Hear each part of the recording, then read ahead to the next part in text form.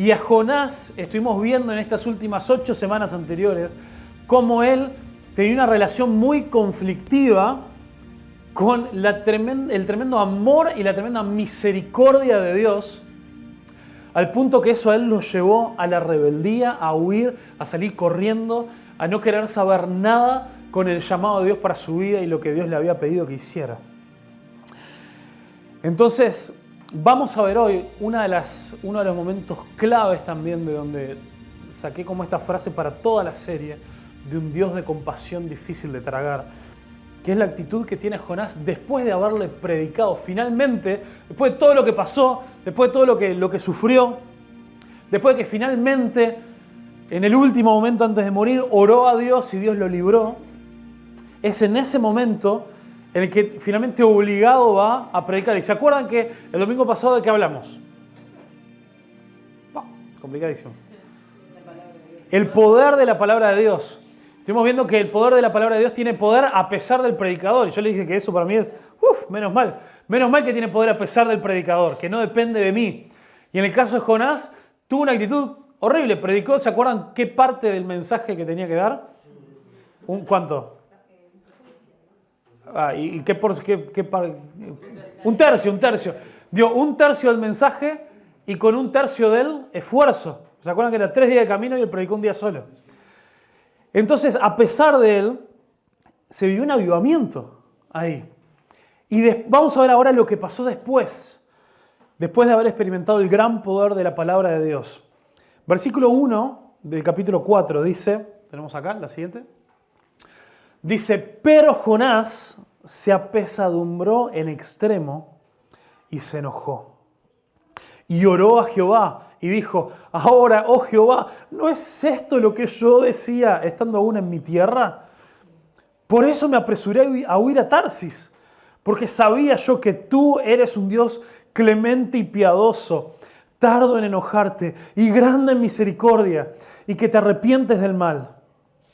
Ahora pues, oh Jehová, te ruego que me quites la vida, porque mejor me sería la muerte que la vida.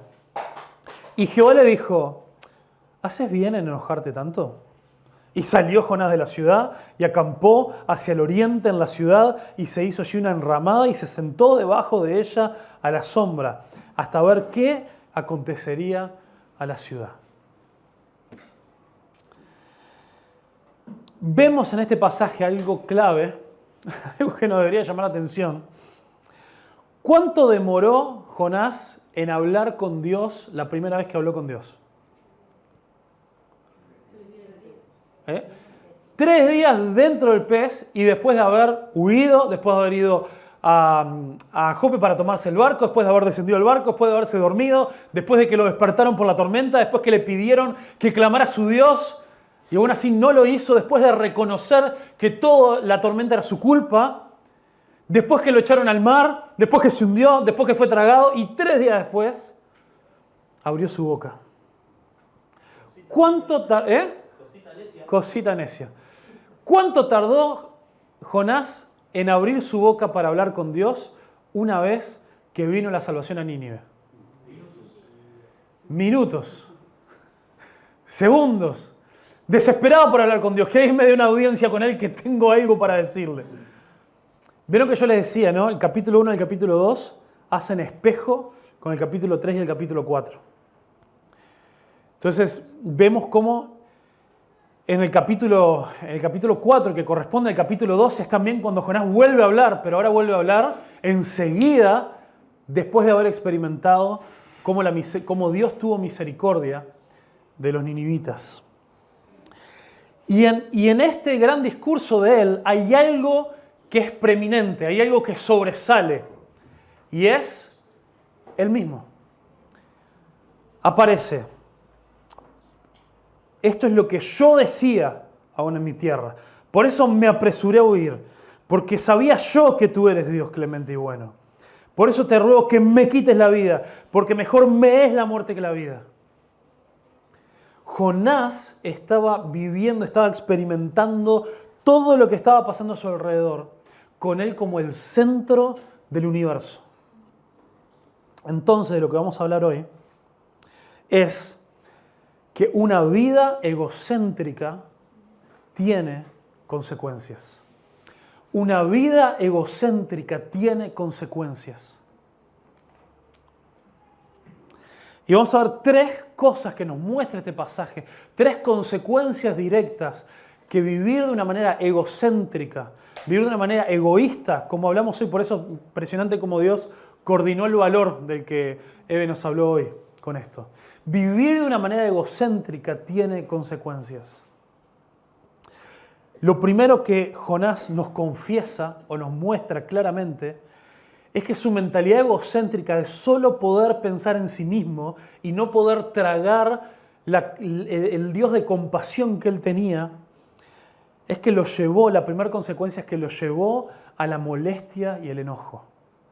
Vivir una vida con vos en el centro, que solamente pensás en vos mismo, te va a llevar una vida amargada, molesta y con enojo e incluso ira. Entonces, ¿por qué vemos esto? ¿O por qué le pasó esto a Jonás? La primera razón por la que él estaba molesto y enojado es porque él no creía que otros merecieran misericordia. Aunque él tardó hasta el último punto, quizás hasta el último minuto en el que le quedaba oxígeno para seguir respirando y clamar a Dios dentro del pez, clamó. ¿Y por qué pidió? Por misericordia, que quería ser salvado. Hasta ese momento él se quería dejar morir. Tíreme el agua, no pasa nada. Pero llegó un momento donde él reaccionó y él dijo: yo volveré a ver tu santo templo. Yo quiero volver a estar delante de tu presencia. Yo volveré a ir a tu ciudad. Y él pidió ese auxilio, pidió esa liberación. Pero cuando Dios quiso mostrar misericordia con otros, Jonás no quería extender, ni siquiera extender el mismo. No quería ver, presenciar de que otras personas diferentes a él, con pecados diferentes a él, pero pecadores como él, recibieran la misma misericordia que él había recibido. Y eso le molestaba. También nos molestamos y nos enojamos cuando los planes de Dios no son los nuestros. El plan de Jonás era que la palabra de Dios fuera: voy a empoderar a Israel para que vaya y conquiste y mate a todos los de Nínive. Eso es la palabra que a él le hubiera gustado. Aparte él tenía experiencia, ¿se acuerdan? En la primera prédica que vimos de Jonás en 2 de Reyes 14, vimos que la palabra, fuera del libro de Jonás, que él predicó al rey, fue una palabra de prosperidad militar, que iban a recibir victoria, pero eso se lo dijo un rey perverso de Israel y nunca le predicó sobre su pecado. Él quería recibir otra palabra similar.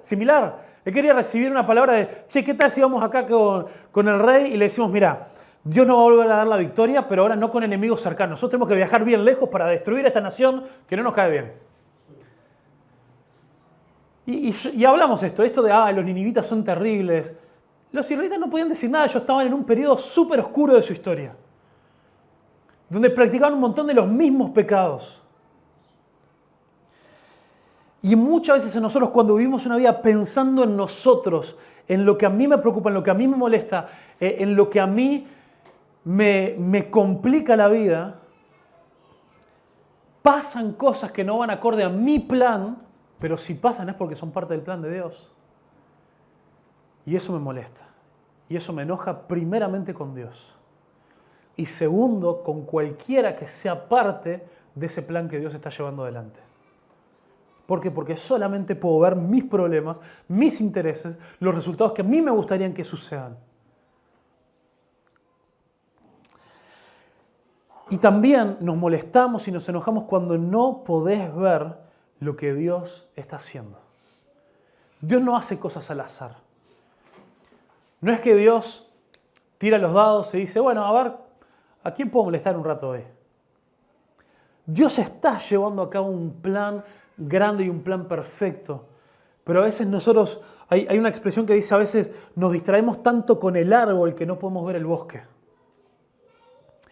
Y eso lo que significa es que a veces estamos tan ensimismados en nosotros que solamente podemos ver nuestros pies. Yo en mi caso veo mi panza en realidad. Pero no, solamente podemos ver hacia abajo, hacia nuestra situación, Y no vemos que parte de lo que nosotros estamos pasando, Dios lo está usando para encaminar su plan en mi vida también, en la de mi familia, en la de mi iglesia, en la de la sociedad. Y que a veces se requieren momentos difíciles y cosas que no nos gustan para que Dios trate con nosotros. Entonces, vivir una vida egoísta, ensimismada en nosotros mismos, nos va a llevar a la molestia y al enojo. Lo segundo, y esto es grave, y espero que el Señor haga su trabajo para mostrarnos las circunstancias y los momentos en los que caemos en esto. Vivir una vida egoísta te hará creer más justo que Dios. ¿Vieron que le dice? Cuando le dice, por eso, es gracioso esto. Yo le dije que el libro de Jonás es una sátira, es una burla al mismo Jonás, por los contrastes que hace. Dice, por eso me apresuré a huir a Tarsis, porque sabía yo que tú eres un Dios bueno y piadoso, tardo en enojarte y de gran misericordia, que te arrepientes de hacerle el mal a la gente. Esa es la razón por la que huís de Dios. Huís de Dios porque no aguantás un Dios que sea tan bueno, tan amoroso, tan paciente, tan perdonador, tan misericordioso. ¿Por qué es que un Dios tan bueno hizo que Jonás huyera? Porque él creía que si Dios era tan bueno, dejaba de ser justo. Él creía que la verdadera justicia era que llegara la destrucción a Nínive. Convenientemente, no era justicia que él muriera tragado por el pez. O casualidad. Entonces lo que nos pasa, bueno, primero vamos a retroceder. Jonás está citando en esto que le dice, mirá lo horrible de lo bueno que sos, mirá lo espantoso de misericordioso que sos. Le está citando uno de los pasajes más citados, autocitados en toda la Biblia, que es Éxodo 34, 6 y 7. Que ya hemos hablado alguna otra vez, pero en este momento está el pueblo de Israel en el desierto, están en el monte Sinaí, mientras Moisés sube al monte y tiene estas largas conversaciones con Dios, ¿no? Y estamos después de que Dios le da los 10 mandamientos, Moisés baja y se enoja tanto por ver la idolatría que rompe los 10 mandamientos. Voy a subir que te tengo que escribir tablas nuevas, dice Dios. Y en esa cosa Moisés estaba luchando diciendo, yo no puedo creer. Y le pide, si vos querés que yo siga adelante, mostrame tu gloria. Yo quiero verte, quiero poder experimentar tu presencia y quién vos sos. Y ahí es donde también aprendemos de que si él veía realmente a Dios cara a cara, moría. Y por eso es que Dios pasa y le muestra sus espaldas. Pero mientras pasa, mostrándole sus espaldas, que después de eso pasa esto que si se acuerdan de que Moisés cuando bajó de la montaña le brillaba el rostro por haber estado tan cerca de la presencia de Dios, junto con pasar su presencia, lo que Dios hace es que le revela su identidad. Ya le había dicho su nombre, yo soy el que soy, pero acá le cuenta cuál es su carácter. Y dice, y pasando Jehová por delante de él, estoy en Éxodo 34, proclamó, Jehová, Jehová, fuerte, misericordioso y piadoso, tardo para la ira y grande en misericordia y verdad, que guarda misericordia a millares y perdona la iniquidad, la rebelión y el pecado, y que de ningún modo tendrá por inocente al malvado, que visita la iniquidad de los padres sobre los hijos y sobre los hijos de los hijos hasta la tercera y la cuarta generación. Ahora, atención, acá les voy a dar un tip, ¿cómo se dice? Un consejito para poder interpretar algunas partes de la Biblia. Cuando ustedes están leyendo su Biblia, y por esto es importante leerla en papel y no quedarnos solamente con las aplicaciones, van a ver que un montón de pasajes tienen como unos asteriscos, unos numeritos, y van abajo, y muchas veces le dice, acá está citando una parte del Antiguo Testamento, ¿no? Y ustedes pueden ir a ver el pasaje. Está bueno que vayamos y contrastemos, nos fijemos cómo lo está citando. Aprendemos más de las partes que no dicen de lo que sí dicen. Un ejemplo muy claro es cuando Jesús va a la sinagoga y abre el rollo de Isaías y comienza a leer, el Espíritu del Señor está sobre mí, ¿se acuerdan? Y me ha dado poder para predicar el Evangelio, para traer vista a los ciegos, sanidad a los pobres, todo eso, ¿no? Y él se detiene, No voy a predicar ese otro pasaje, no se preocupen. Entonces, en ese pasaje que lo vimos cuando estudiamos Lucas, aprendemos muchísimo de por qué Jesús se detuvo donde se detuvo y no leyó más. Otra historia, vayan y busquen esa prédica que está en YouTube. Acá también, ¿dónde se detiene Jonás? ¿Se dieron cuenta? Sí, pero eso forma parte de sos demasiado, sos tan bueno que me enoja. ¿Qué es lo que después no dice? De la justicia de Dios. Este pasaje donde Jehová revela su carácter, Él dice que Él es amoroso, es misericordioso, que Él es paciente, que Él perdona, pero dice, yo no doy por inocente al culpable. En otras palabras está diciendo, mi carácter perfecto, y esta es la primera vez, y es la vez en la cual más clara Dios mismo se describe a sí mismo, mi carácter es perfectamente amoroso, misericordioso, lleno de gracia y bondad, y simultáneamente, y no se puede separar mi justicia y mi santidad. Y Jonás no menciona eso, porque Jonás dice, vos sos tan bueno que dejaste de ser justo. Y eso a mí me revienta. Entonces, Jonás se creía que él es más justo que Dios.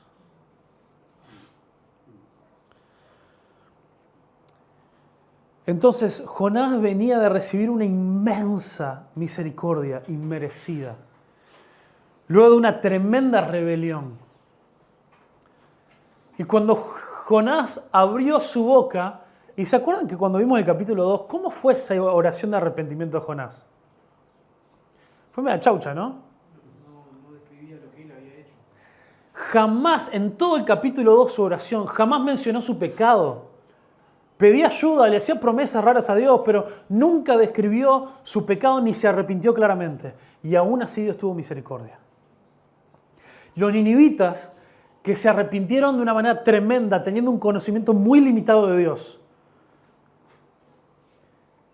recibieron misericordia y Jonás no lo podía soportar. Entonces, él no quería que los demás recibieran la misma gracia que él había experimentado.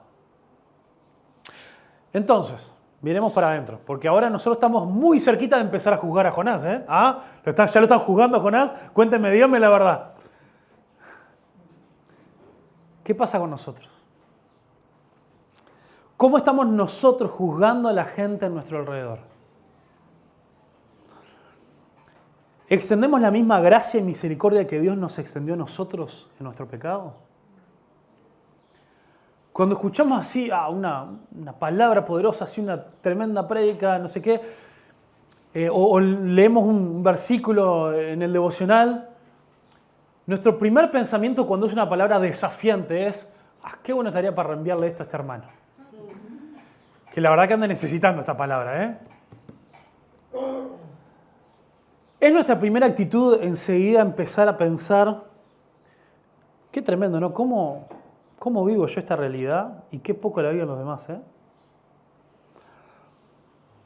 Es nuestra primera actitud poner a pensarnos cómo hay personas en nuestra vida que decimos, sí, está bien, que Dios la perdone, pero que la perdone lejos de mí. Dios la va a perdonar porque es Dios, ¿no? Pero, a ver, yo no soy Dios, ¿viste? No soy perfecto. Así que yo puedo seguir deseando en el fondo que Dios lo reviente. ¿En qué cosas con el tiempo, a medida hemos ido aprendiendo más de la palabra de Dios? Hemos ido aprendiendo cómo se ve externamente la vida cristiana. Nos hemos aprendido a comportar de una manera que la gente piensa que está todo bien con nosotros. ¿En qué momento empezamos a aferrarnos a eso, a ese modo de vida que aprendimos con el tiempo, en vez de aferrarnos a la cruz? Y cuando vemos a alguien que no vive de esa manera, en vez de pensar, wow, ¿cuánto necesita esta persona de la misma gracia, el mismo amor, el mismo perdón, el mismo evangelio, el cual yo me tengo que seguir abrazando todos los días? Pensamos, che, poco muy diferente a nosotros. ¿Qué tal si se congrega en otra iglesia? Seguro Dios tiene un plan para su vida, pero que sea un plan B, un plan lejos de acá. Está bien, Dios los ama, pero ¿qué tal si molesta un poquito menos? O cuántas veces, esto a veces nos lleva también a nosotros nos enojamos con personas, nos molestan cosas que hacen, que dicen, actitudes que tienen, y nos guardamos las cosas, no hablamos, no confrontamos, no buscamos reconciliación, porque en el fondo de evitar conflicto lo que hay es, yo no necesito lidiar con esto, porque yo estoy bien así. Entonces hay un montón de niveles diferentes en los cuales esto se hace realidad en nuestro corazón y nosotros podemos creernos más justos que Dios. También nos podemos creer más justos que Dios cuando justamente no confiamos en que lo que Dios esté haciendo en nuestra vida, en nuestra familia, en la circunstancia en la que yo estoy pasando, le decimos, Dios, esto no es justo, yo no me merezco esto. ¿Qué nos merecemos nosotros? ¿Qué nos merecemos nosotros? Nada. La palabra de Dios es clara que absolutamente todo lo que tenemos, hasta cada uno de los alientos, de las respiraciones que estamos tomando ahora para seguir vivos, vienen de Dios. Por lo tanto, todo lo que tenemos, todo lo que poseemos, todas las cosas que hemos experimentado, cada cosa a la cual le podemos llamar bueno en nuestra vida, ha venido de parte de Dios de una manera inmerecida. Y Dios, si Él no hubiera elegido de su gran amor, de su gran compasión, ser misericordioso y paciente, Él nada le obligaba a haber enviado a su Hijo Jesús a morir en la cruz para ofrecernos gracia y perdón. A partir de que Adán y Eva hicieron clac, así con el fruto del árbol del conocimiento del bien y del mal, después del hecho, desapareció todo. Borrón y cuenta nueva. Y una y otra vez Dios ha sido paciente y Dios ha esperado. Y la palabra de Dios dice, Pedro es que dice que Dios no es que Él no cumpla sus promesas, como dicen algunos. Está hablando de por qué Cristo demora su regreso para traer justicia y para llegar a ese juicio final y volver a buscar a sus hijos. No es que Él retrasa su venida, sino que Él es paciente, dando oportunidad para que las personas puedan llegar al arrepentimiento. Entonces, ¿en qué manera, en qué situaciones, en qué actitudes vos y yo a veces nos sentimos más justos que Dios? Y otra cosa, y la tercera cosa bastante triste, sobrevivir una vida enfocada en nosotros mismos, completamente egoístas, es que te va a hacer profundamente miserable. ¿Cuál es la solución de Jonás a todo esto? Jonás estaba enojado y estaba molesto. Jonás se creía más justo que Dios. ¿Y cuál es su solución? Dios, quítame la vida. Se quería morir, porque para él era mejor la muerte que la vida. Él no quería seguir viviendo si él iba a tener que aguantarse un Dios tan bueno. Entonces, algo que Dios decidió hacer con otros. Mira, él estaba tan ensimismado que lo llevó a querer perder su vida no era algo ni siquiera que Dios le hizo a él. Era algo bueno que Dios hizo con otros. Entonces, algo que Dios decidió hacer con otros lo llevó a Jonás a una profunda depresión y deseos suicidas porque solo podía pensar en sí mismo. Es importante que empecemos a pensar en los demás, que puedas salir de tu burbuja. Nada volverá a traer el gozo a tu corazón como vivir en el propósito de Dios para tu vida al servir y amar a los demás. Le voy a contar una cosa para los hombres que están acá. No se sientan mal, pero van a ver, capaz alguno se dio cuenta. En la reunión del jueves pasado, yo ya sabía, y es normal porque como hemos reconocido, casi todos estamos pasando por momentos bastante difíciles, por pruebas grandes. Y el problema es que a veces es muy fácil enroscarnos en eso, y una vez que nos enroscamos en eso, es difícil salir. Y había un patrón en ese tiempo de compartir en el refugio, compartir en el tiempo que estábamos allá en casa antes de orar, en el que todo era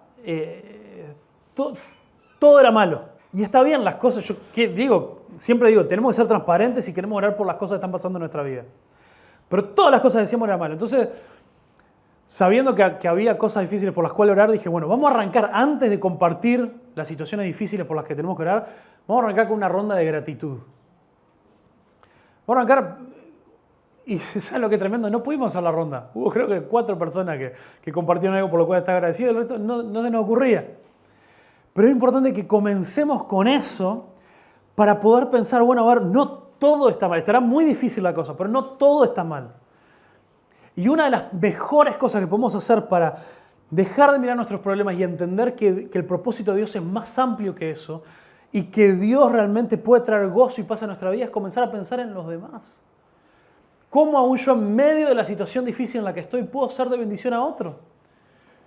Por eso yo los he desafiado muchas veces, no vengamos a la iglesia en una actitud pasiva. No es que, bueno, si me pidieron que leyera el pasaje, me pidieron que hoy tocara la oración o que hoy hablara del valor, esa es mi parte. No, todos debemos venir con una actitud proactiva, de venir y pensar, ¿con quién puedo hablar para alentar hoy? ¿A quién lo puedo ver medio bajoneado para preguntarle, che, ¿cómo estás? ¿Cómo puedo orar por vos? ¿A quién me puedo ir con una nota mental de escribirla en la semana o de visitar, de pasar media hora por la casa y decirle, che, ¿cómo estás? Oremos.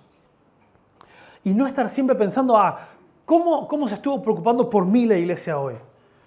¿Qué tanto me estuvieron preguntando cómo estoy? Y cuando nosotros hacemos ese clic en nuestra actitud, nuestra cabeza se abre completamente y nuestro corazón se abre también.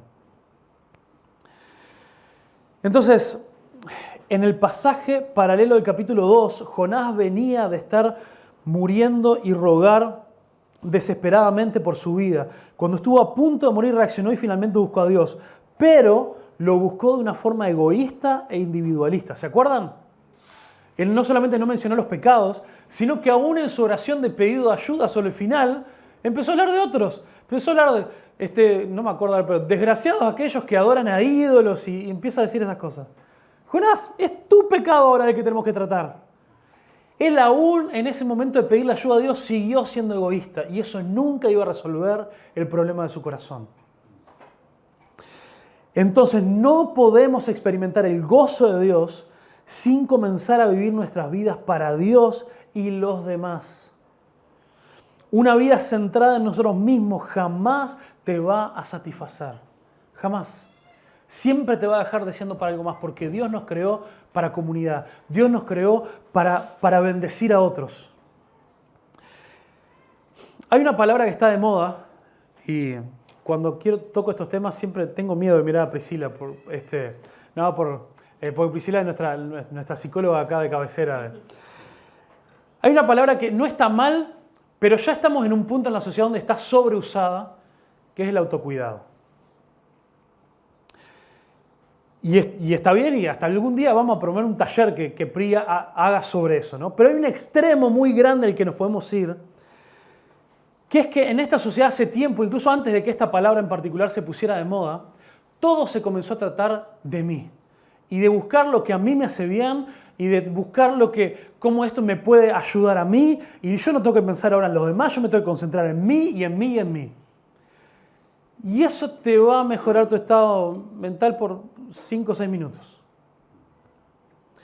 Porque esta es una expresión del hiperindividualismo de nuestra sociedad, que solo nos entrena para pensar en nosotros mismos por encima de todos los demás. Y la palabra de Dios nos dice, consideren a los demás como superiores, como mejores a ustedes mismos.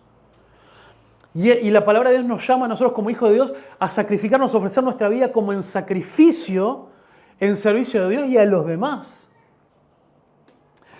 Entonces, también es una sociedad que nos enseña solamente a aprender a soltar las cosas que nos molestan sin aferrarnos a nuestras responsabilidades y nuestros compromisos que tenemos con los demás, los cuales son muchas veces esos lazos que nos van a mantener a flote y los que nos van a ayudar.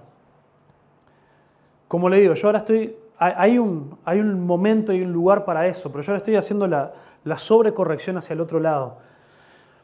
Entonces, ¿cuál es la solución a todo esto? Jesús es el verdadero y mejor Jonás. Porque Jesús, al recibir el llamado de ir a sus enemigos, obedeció con gozo. Cuando éramos enemigos de Dios, Él tuvo compasión de nosotros y nuestra condición perdida. Él se lanzó voluntariamente a las aguas del caos, muriendo para cumplir su propósito para salvarnos. Jesús es quien murió por el gozo puesto delante de Él, como dice Hebreos 12:2. Jesús es quien pudo satisfacer la justicia de Dios para que la misericordia y la gracia fueran posibles. Jesús demuestra en su muerte y resurrección que Dios es perfectamente amoroso y perfectamente justo al mismo tiempo. Por eso es necesaria la cruz. Jesús es quien tuvo compasión de nosotros porque nos vio como ovejas sin pastor. Y por eso hoy nos leían Mateo 9, 35 al 38. Jonás vio a Nínive siendo perdonada y se enfureció por dentro. Jesús vio un pueblo perdido y su interior fue removido a compasión y misericordia. Entonces, si vos y yo salimos del centro de nuestra vida, dejamos de vivir una vida egoísta, centrada en nosotros mismos, para vivir una vida centrada en Jesús, la consecuencia va a ser que pasaremos de una vida de molestia y enojo a una vida llena de paz y contentamiento. Si vos y yo dejamos de ponernos a nosotros mismos en el centro y ponemos a Jesús en el centro, no nos vamos a creer más justos que Dios y sin embargo Él nos va a llenar de humildad en el temor de Dios, aceptando su plan y entendiendo que el nuestro no es mejor que el de Dios. Y también pasaremos de vivir una vida miserable a tener el gozo de la compasión por los demás. Entonces, vivir una vida centrada en nosotros mismos es lo peor, es lo más dañino que podemos hacer para nosotros. No hay mejor autocuidado para nosotros que rendirnos a los pies de la cruz. Que entender que nosotros no somos nada, que somos polvo. Y una vez que entendemos que no somos nada, recién ahí estamos capacitados para entender el inmenso valor que tenemos en Cristo. Y construir nuestra identidad, no solamente en que la gente nos diga, sos genial, sos maravilloso, no hay nadie mejor que vos, sos único y especial, sino en entender que nuestro valor viene de la mano de un Dios amoroso que nos eligió, que nos salvó y que envió a su Hijo a morir por nosotros porque nos ama profundamente, pero también porque estábamos profundamente perdidos. Y eso nos va a liberar para poder amar a todos, independientemente de lo que hayan hecho. Amén. Padre Celestial, te alabamos, te bendecimos. Te necesitamos, Señor. Oh Dios nuestro, pedimos en el nombre de Jesús que nos ayudes a identificar en nuestra vida las maneras específicas en las que hemos vivido de una manera completamente egoísta, centrados en nosotros mismos, en la que hemos vivido de una manera en la cual solamente nos importa lo que nos pasa a nosotros, nuestros problemas, incluso solamente nos importa nuestra perspectiva de vida y las soluciones que nosotros pensamos que nos harán bien. Y no te hemos cedido a ti, Señor, el trono de nuestra vida. Por favor, Señor, ten misericordia. Te necesitamos profundamente. Ayúdanos, Señor, a tener corazones abiertos para amar y bendecir a los demás. Ayúdanos, Señor, a entender tu corazón de compasión. Y rogamos, Señor, que tú nos ayudes a crecer en compasión día a día. Por el bien de los demás, pero también por nuestro propio bien. para que podamos experimentar esa vida plena, esa vida abundante que tú nos has venido a dar. En el nombre poderoso de Jesús, Señor, obra en nuestras vidas, en nuestra iglesia y en nuestro barrio y en nuestra ciudad para gloria de tu nombre. Amén.